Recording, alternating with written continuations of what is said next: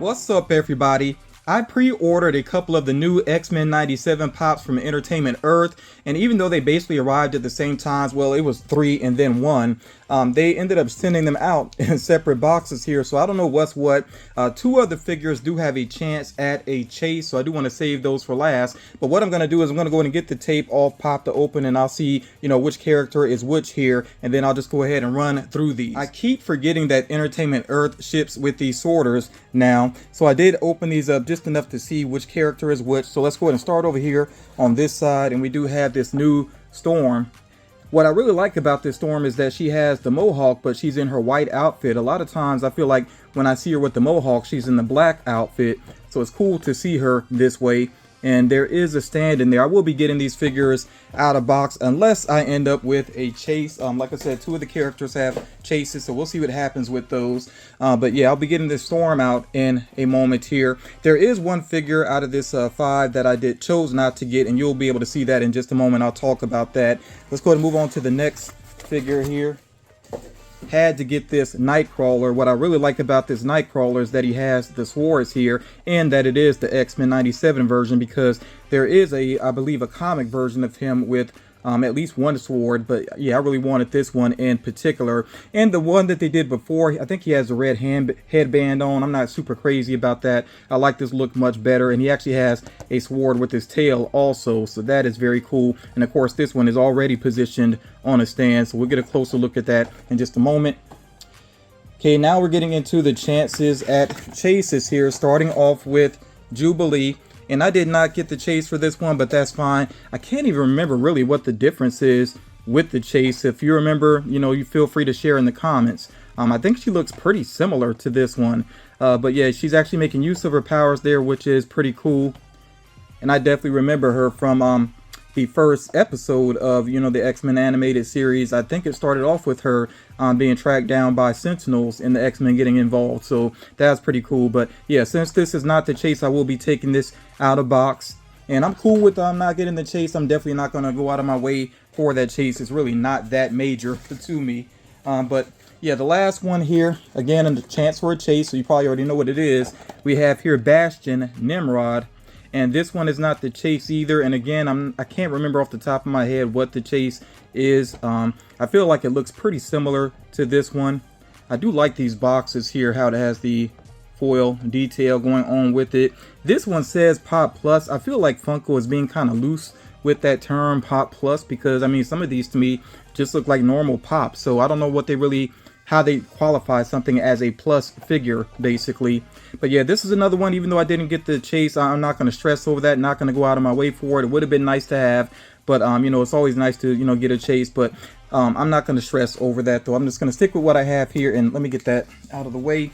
And now that I have all of these out, I do want to go ahead and point out that I didn't get the Magneto from this wave. I've just never been crazy about this particular look for Magneto, so I didn't worry about that one. And there are some other figures related to X-Men 97 that have been revealed and released recently. Like there's at least 2 versions of Gambit. There's an Entertainment Earth exclusive and then one with SDCC. I didn't worry about either of those. Dazzler is one that I definitely wanted in my collection, and I did make sure that I'm going to have that in my collection, so I will be sharing that on the channel soon. I actually saw a lot of people that were hyped about Dazzler and went for that particular figure, and I think she's still in stock on Funko.com if I'm not mistaken. Yeah, that's a popular one. But yeah, I'm happy with these 4 right here from the common wave, and we're going to go ahead and take a closer look at them right now. My X-Men 97 figures have been kind of randomly mixed in with other Marvel figures, but at this point I have so much related to X-Men 97, I really just need to put them all together. I tell you, reorganizing my collection is just a regular ongoing thing, basically. She already came off of her stand. Let me see if I can put her back on. I don't know, sometimes the stands, they kind of snap into the bottom of the feet, and then sometimes they barely want to hang on, so I'll just hang on to that for right now. But I do like the line work with this figure, to help to give the animated feel. They did that with all of these figures, of course. And then she has the lightning coming out the side of her eyes there, and I really do like the mohawk on her. Yeah, very awesome. It's a really nice hair sculpt there, and the hair sculpt is part of the reason why she really needs to be on a stand. But also, of course, a lot of female characters, they have the small feet, the thin ankles there. So she's gonna have to go back in the box. I would not trust leaving her on this stand for very long. I think I could see her toppling over. Still have that issue with some female characters that are out of box where they just don't want to stand after a while. It's kind of annoying. And I wish more often with, you know, these type of characters, these particular characters, and it's not just female characters. Sometimes there's other characters that just don't stand well. And it'd be nice if they just were basically glued to a stand or had the stand in their back, whatever, just to make sure that they can display well out of box. But yeah, that is a really awesome looking figure there. And I do have, when I got the X-Men Soda 6-pack cooler, I ended up with the Storm Chase. Really do like that figure as well, so it'll be nice to actually have that soda next to this pop. So like I said, I got to work on that, do some reorganizing there. I do like how kind of that wind effect as well, with the way that her cloak, I guess you would call that a cloak maybe, the way that is moving there, or cape, you know. Next up here, Nightcrawler. And of course he has the BAMF effect there. You see it a lot better with this out of box. And of course there is the stand there because he is up in the air. You got the tail wrapped around the sword. Very nice detailing there with that. I like too that he actually has a smile on his face. He looks happy jumping into combat there. I tell you, Nightcrawler could really be dangerous if he wants to be. There's a video game, I can't remember which game it is, but they actually show Nightcrawler bamfing around, you know, teleporting around and using his swords. And yeah, it really shows just how dangerous he can be if he wants to be. But yeah, that is a very cool looking figure. Really like the shading around the eyes as well, and a nice hair sculpt going on there. I like, it's funny how he has that piece of hair sticking up over there. Yeah, very cool. This is actually a really nice Nightcrawler, and Funko has done a couple of good ones now at this point. So yeah, the way they did this effect here for Jubilee is pretty interesting. I like that they are, you know, transparent orbs going on there. I feel like it's always tough to kind of describe her power. I don't feel like I've ever really heard it fully described. I know it's like she's sending out sparks basically. So these don't really necessarily look like sparks, but it's still a cool way to show her power. Of course, she has the cool shades going on there. She actually does have her eyes beneath there as well, but yeah, got her very interesting shades going on there. Earrings and everything. Yeah, very cool.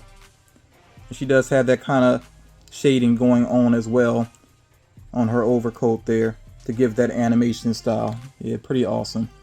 Yeah, I really wish I could remember off the top of my head exactly what the chases look like. After this video, maybe I'll check it out. But like I said, if you want to share, you know, details about what the chases are like in the comments, feel free to do so.